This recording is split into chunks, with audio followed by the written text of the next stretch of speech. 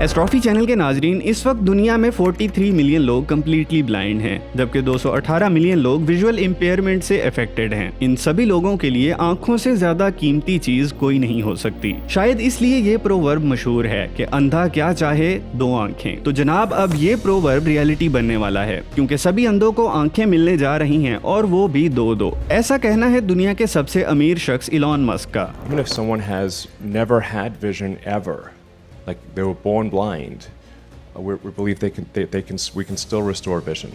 Neuralink ने blind site के नाम से एक नई टेक्नोलॉजी डेवलप की है। उनका कहना है कि 2024 में ये टेक्नोलॉजी ब्लाइंड लोगों के लिए अवेलेबल होगी, और इस टेक्नोलॉजी की वजह से दुनिया के हर ब्लाइंड शख्स का विजन वापस आ जाएगा, including born blinds.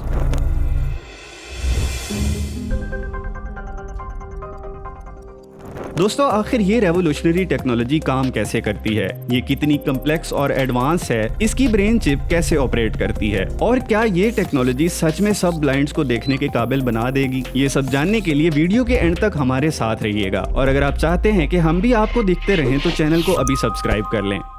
Brain chip, blind site और इनसे जुड़ी टेक्नोलॉजी पर बात करने से पहले ये अंडरस्टैंड करना जरूरी है कि ह्यूमन आईज काम कैसे करती हैं और किन डिफेक्ट्स की वजह से लोग ब्लाइंडनेस का शिकार होते हैं। अगर इस वक्त आपको अपने मोबाइल या कंप्यूटर की स्क्रीन नजर आ रही है तो इसकी वजह वो लाइट वेव्स हैं जो स्क्रीन से निकलकर आपकी आंख से टकरा रही हैं। आंख में मौजूद रेटिना इन लाइट वेव्स को इलेक्ट्रिकल सिग्नल में कन्वर्ट करता है, फिर इन सिग्नल्स को ऑप्टिकल नर्व के थ्रू आपके ब्रेन में ट्रांसमिट कर देता है। इन इलेक्ट्रिकल सिग्नल्स को न्यूरॉन्स कहते हैं, और ब्रेन की सारी कम्युनिकेशन इन न्यूरॉन्स के थ्रू होती है।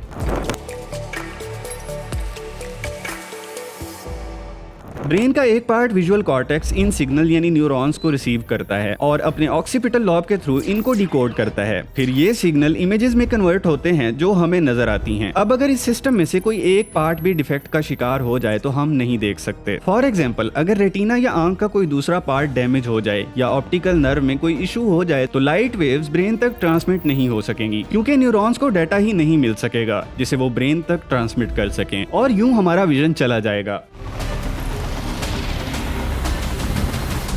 It is exciting to share, Elon Musk की स्टार्टिंग कंपनी न्यूरालिंक ने ये टेक्नोलॉजी डेवलप कर ली है। ब्लाइंड साइट टेक्नोलॉजी में आंख और ऑप्टिकल नर्व को कैमरा और कंप्यूटर से रिप्लेस कर दिया जाएगा। मगर ये बात कहने में आसान है, लेकिन इसको रियलिटी बनाना काफी मुश्किल है, क्योंकि इसके लिए एडवांस रिसर्च, कमिटमेंट और huge amount of investment required है। लेकिन अगर टेस्ला और स्पेसएक्स से लेकर स्टारलिंक तक इलॉन मस्क के इनोवेटिव प्रोजेक्ट्स पे नजर डाली जाए तो हम कह सकते हैं कि इलॉन मस्क इम्पॉसिबल को पॉसिबल करने के गुर जानता है, और उन प्रोजेक्ट्स को भी सक्सेसफुल बना देता है जो प्रैक्टिकली इम्पॉसिबल लगते हैं। यही वजह है कि न्यूरालिंक से पहले काफी लोगों ने ब्लाइंडनेस को क्योर करने की एफर्ट की, मगर इस लेवल की टेक्नोलॉजी डेवलप नहीं कर पाए। फॉर एग्जांपल, सेकंड साइट नाम की एक कंपनी ने इस टेक्नोलॉजी पे काम किया, मगर ना उनके पास एम्पल रिसोर्सेज थे, ना एडवांस रिसर्च फैसिलिटीज थी, और ना ही टेक्नोलॉजी अपडेशन का कोई सॉलिड प्लान। अल्टीमेटली इन्हीं रीजन की बिना पर उसका प्रोजेक्ट काफी बुरी तरह नाकाम हो गया था। हालांकि उन्होंने मार्केट में एंट्री ऑलमोस्ट एक डिकेड पहले ही कर ली थी। न्यूरालिंक तो 2016 में आई है, मगर सेकंड साइट ने 2013 में ही आर्गस 2 नाम से अपनी डिवाइस बना ली थी, जिसकी मदद से ब्लाइंड लोग बिना आंखों के देख पाते थे। यहाँ हम सेकंड साइट टेक्नोलॉजी का एक शॉर्ट एनालिसिस करते हैं और फिर उसके कंपैरिजन में देखेंगे कि न्यूरालिंक ने किस तरह माइन्यूट डिटेल में इस टेक्नोलॉजी पे काम किया है और प्रीवियस फ्लॉज को खत्म किया है।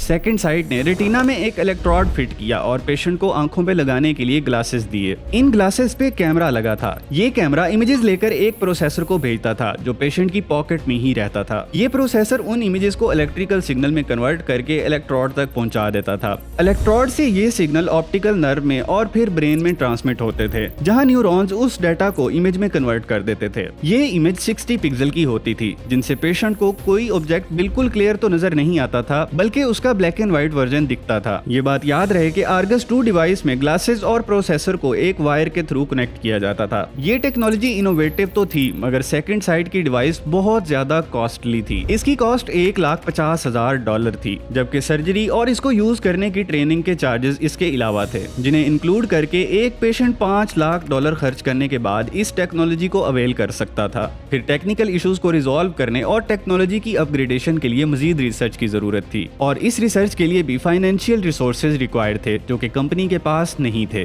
और यही इसका मेजर फ्लॉ भी था कि इनके अर्ली यूजर टेक्नोलॉजी की अपडेशन से बेनिफिट नहीं ले सकते थे। मिसाल के तौर पे रॉस डॉयर नाम से एक पेशेंट जिसने आर्गस 2 की इम्प्लांटेशन करवाई थी, उसकी आंख में एक सीरियस इशू हो गया, मगर कंपनी के पास उसके प्रॉब्लम की कोई रेमेडी नहीं थी। In the end Second Sight company went bankrupt and got out of the race. Our goal is to solve important spine and brain problems with a seamlessly implanted device. So you want to have a device that you can basically put in your head and feel and look totally normal, but it solves some important problem in your brain or spine. Elon Musk और उसकी team ने past experience को देखते हुए इस technology में बहुत सी innovation introduce करवाई हैं। कुछ फैक्टर ऐसे हैं जिनकी बेसिस पे कहा जा सकता है कि न्यूरालिंक ने अब तक की most cutting edge technology develop की है। न्यूरालिंक की चिप टेक्नोलॉजी और उसकी वर्किंग पे एक डिटेल वीडियो ऑलरेडी हमारे चैनल पे मौजूद है, बट जिन लोगों ने ये वीडियो नहीं देखी वो यहाँ से इस कॉन्सेप्ट को समझ सकते हैं। तो इस कॉन्टेक्स्ट में सबसे पहले अगर फाइनेंसिस की बात की जाए तो न्यूरालिंक की कंपनी वर्थ $5 बिलियन के अराउंड है, और उन्होंने सिर्फ ब्लाइंड साइड की रिसर्च के लिए $320 मिलियन के फंड रेज किए हैं। इसका मतलब न्यूरालिंक को इन्वेस्टमेंट का कोई इशू नहीं है, और मोस्ट एडवांस रिसर्च के लिए उनके पास इनफ रिसोर्सेज भी मौजूद हैं। दूसरा फैक्टर जो न्यूरालिंक को बाकी कंपटीटर से यूनिक बनाता है वो है वायरलेस ब्रेन चिप और न्यूरो सर्जरी को इंट्रोड्यूस करवाना। इससे पहले ये स्टेप्स किसी स्टार्टअप ने नहीं लिए। सेकंड साइट की डिवाइस वायरलेस भी नहीं थी, और उन्होंने एक इलेक्ट्रोड डिवाइस को आई रेटिना में इम्प्लांट किया था, जिसकी वजह से उनके रिजल्ट कुछ ज्यादा फैसिनेटिंग नहीं थे। न्यूरालिंक टेक्नोलॉजी कंप्लीट वायरलेस है, और इस वायरलेस चिप का नाम N1 रखा गया है। न्यूरालिंक का आइडिया ये है कि वो वायरलेस चिप को सर्जरी के जरिए ब्रेन में इंस्टॉल करेंगे।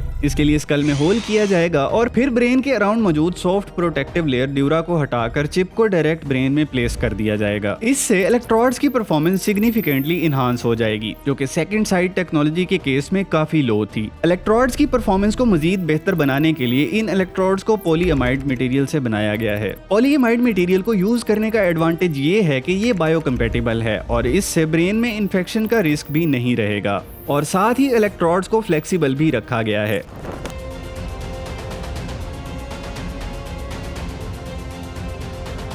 It is close to science fiction. It is staggering.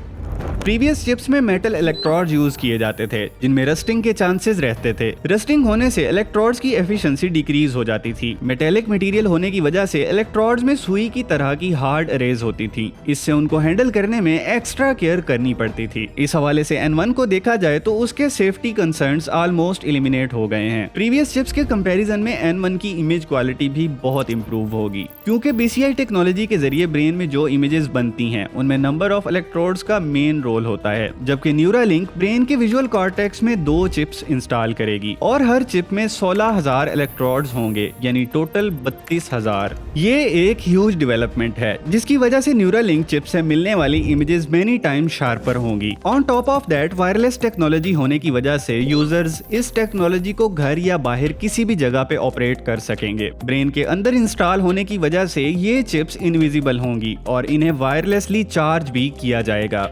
Demonstration के लिए न्यूरालिंक ने एक मॉन्की की वीडियो को रिलीज किया है, जिसमें वो मॉन्की एक फिक्स स्पॉट के नीचे जाता है और उसकी चिप ऑटोमेटिकली चार्ज होने लग जाती है। चिप इंस्टॉलेशन का प्रोसीजर एक कॉम्प्लिकेटेड न्यूरोसर्जिकल ऑपरेशन होता है। चिप को ब्रेन में इंस्टॉल करना इस प्रोसेस को और भी क्रिटिकल बना देता है। दैट इज वाई न्यूरालिंक ने ये सर्जरी परफॉर्म करने के लिए R1 नाम से एक रोबोट बनाया है। इससे ब्रेन चिप इंस्टॉलेशन में ह्यूमन एरर का फैक्टर भी एलिमिनेट होगा। R1 रोबोट का दूसरा बड़ा बेनिफिट ये होगा कि ब्रेन चिप को पूरी प्रिसीजन से विजुअल कॉर्टेक्स में फिक्स किया जा सकेगा। इलेक्ट्रोड्स ब्रेन में जितनी एक्यूरेट जगह पे प्लेस्ड होंगे, पेशेंट के लिए इमेज क्वालिटी उतनी ही इंप्रूव होगी। And last but not the least, Neuralink अपनी ये टेक्नोलॉजी $10,500 में ऑफर कर रही है, जो कि सेकंड साइट की प्राइस से 100 गुना सस्ती है। जबकि इलॉन मस्क का कहना है कि उसका फ्यूचर प्लान यही है कि इसकी कॉस्ट को इतना कम किया जाएगा कि ये प्रोडक्ट इजीली एक्सेसिबल होगी।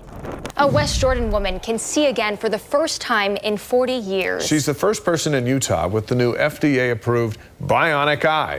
इन सब फैक्टर्स को सामने रखते हुए ये बात कही जा सकती है कि न्यूरालिंक की टेक्नोलॉजी बाकी कंपनी से एडवांस, सिक्योर और कॉस्ट इफेक्टिव है। अगरचे न्यूरालिंक पहले ही state of the art technology develop कर रही है, मगर फ्यूचर में ये टेक्नोलॉजी मजीद अपग्रेड होगी। यही वजह है कि न्यूरालिंक के इंजीनियर इस एस्पेक्ट पे भी काम कर रहे हैं कि फ्यूचर में किसी पेशेंट के ब्रेन में मौजूद चिप को अगर एडवांस चिप से रिप्लेस करना हो तो ये काम सेफली हो सके। एग्जैक्टली वैसे ही जैसे हम अपने मोबाइल में एप्स को अपडेट कर लेते हैं। टेक्नोलॉजी की अपग्रेडेशन और अपडेशन के ऑप्शन पे रिसर्च करना और इस एस्पेक्ट को स्टार्ट से ही प्लान में रखना न्यूरालिंक की काबिल तारीफ एफर्ट है, क्योंकि ये ऑप्शन इंश्योर करेगा कि N1 के अर्ली यूजर फ्यूचर में आने वाली अपडेटेड टेक्नोलॉजी को भी एक्सेस कर पाएंगे। अगरचे न्यूरालिंक अपग्रेडेशन पे काफी सीरियस एफर्ट कर रही है, मगर इस वक्त का सबसे बड़ा चैलेंज भी यही है, बिकॉज एक बार चिप इंस्टॉल होने के बाद उसको दोबारा वहां से हिलाना ब्रेन में मौजूद ब्लड वेसल्स के लिए डेंजरस भी हो सकता है। मगर इलॉन मस्क के पैशन और उनके एडवांस इंजीनियरिंग रिसोर्सेज और उनकी मनी पावर को देख के कॉन्फिडेंटली कहा जा सकता है कि ब्लाइंड साइड टेक्नोलॉजी एक हाईली फ्यूचरिस्टिक प्रोडक्ट होगी, जिसमें अपडेशन और अपग्रेडेशन का स्मूथ एंड सेफ ऑप्शन मौजूद होगा। वैसे भी बहुत देर से इस टेक्नोलॉजी में स्टेप इन करने के बावजूद इस वक्त न्यूरालिंक अपने कंपटीटर को एक्सीड कर चुकी है। आप इस टेक्नोलॉजी से कितने एक्साइटेड हैं और कितने क्यूरियस हैं दुनिया से ब्लाइंडनेस को खत्म होते देखने के लिए? ये बात हमें कमेंट्स में जरूर बताएं और AI से रिलेटेड अपडेटेड इनसाइट्स के लिए चैनल को सब्सक्राइब करें। जल्द ही मिलते हैं नेक्स्ट वीडियो में।